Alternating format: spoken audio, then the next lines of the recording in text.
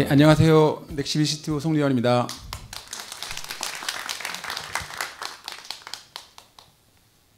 예, 잠깐 저를 소개를 하면요. 저는 현재 넥시비 CTO를 맡고 있고 이른증권과 브릿지증권에서 한 9년 동안 주식과 선물 시스템을 개발하였습니다. 그리고 IM투자증권과 메리츠증권에서 FX 마진과 해외 선물 시스템을 개발했습니다. 좀 단순한 삶인데요. 이런 경력 때문에 제가 이제 넥시비 선물거래소를 만들게 되었던 것 같습니다.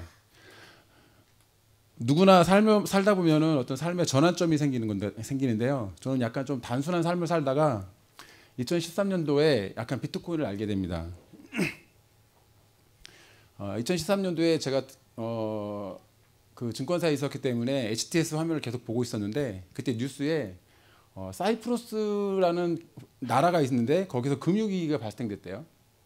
근데 그 당시에는 비트코인이라는 말이 전혀 없었어요.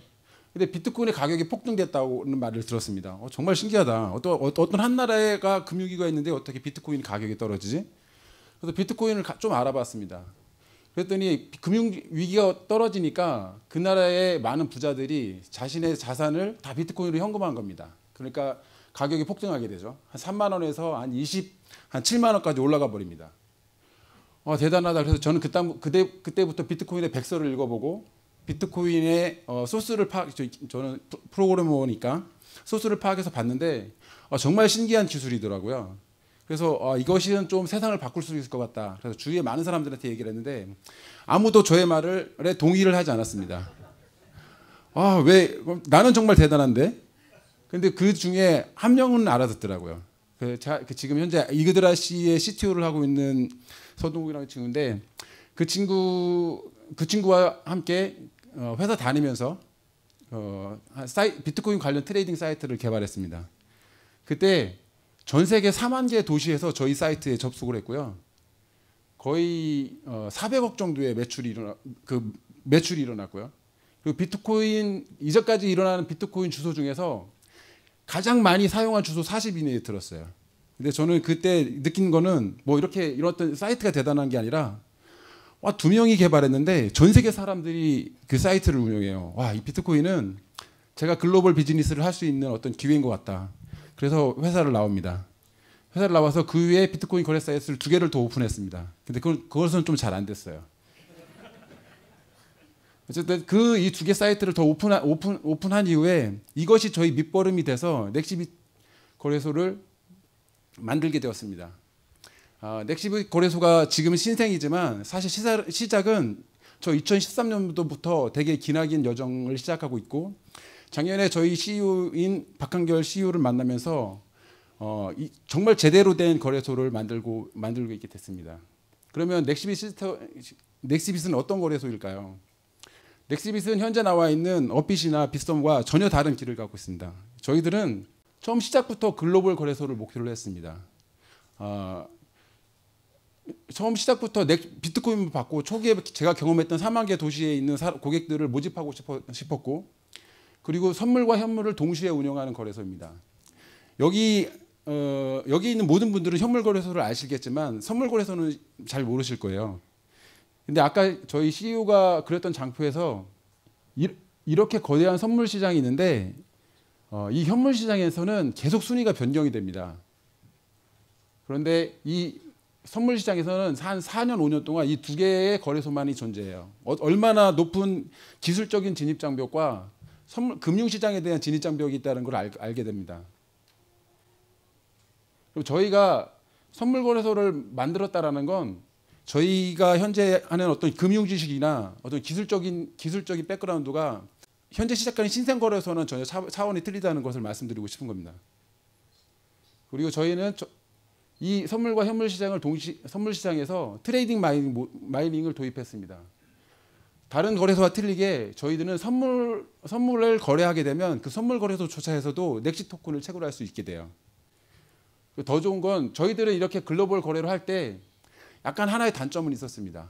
원화를 받을 수 없는 상황이었어요. 그 부분을 코인제스트와 거래소 토큰을 교차 상장함으로써 거래소 협업 모델을 세계 최초로 만들었어요. 원래 거래소들은 서로 협력하기가 쉽지 않은 모델이에요.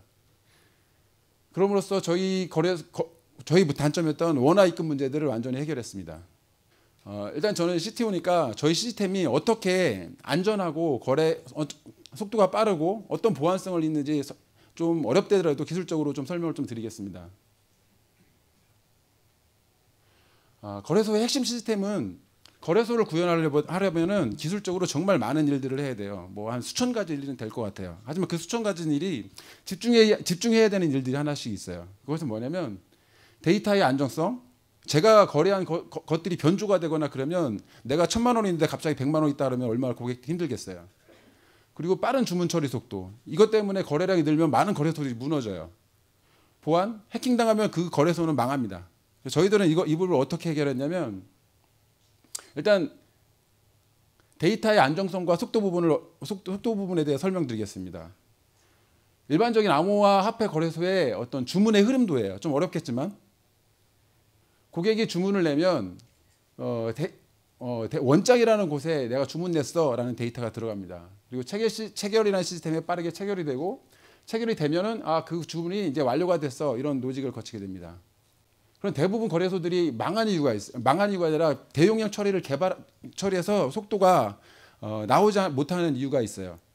이 부분과 이 부분은 데이터가 안전해야 돼요.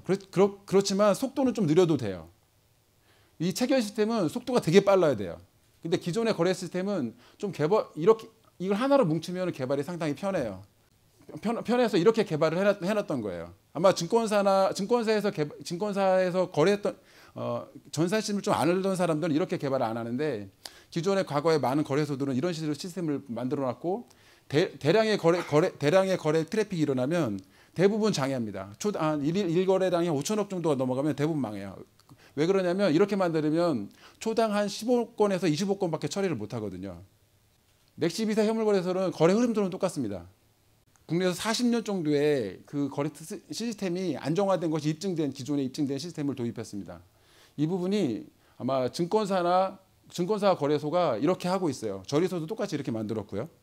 아까 말씀드린 속도는 별로 중요하지 않지만 데이터가 안정된 부분들을 이렇게 나누고 속도가 되게 중요한 속도.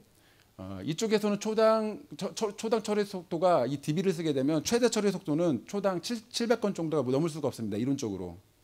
이쪽에서는 저희들은 레디스라는 그 속도가 빠른 DB를 쓰는데 그거는 초당 40만 건을 처리를 해요.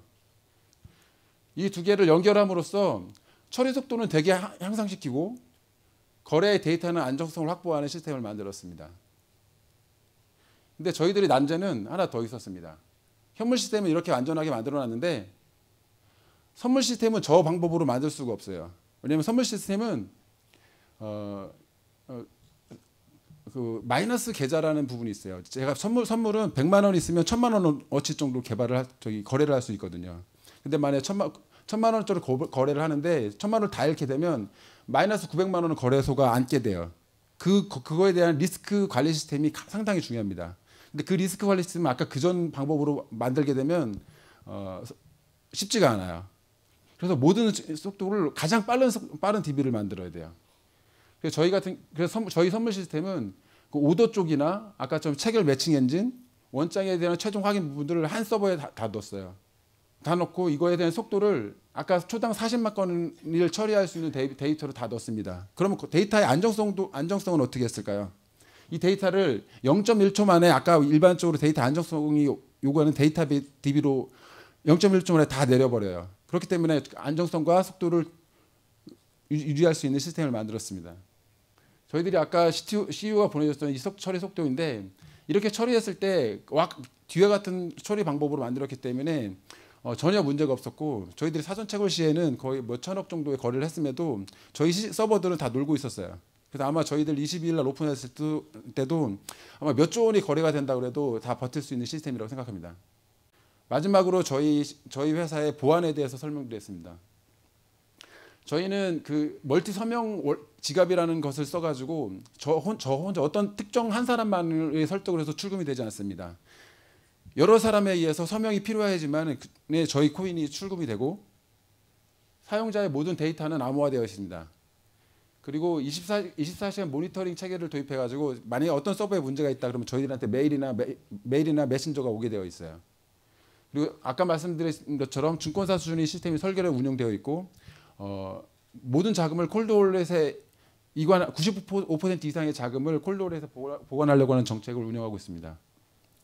저희 시스템이 구조적으로 어떻게 이렇게 시스템을 만들었는지 설명을 좀 드리겠습니다.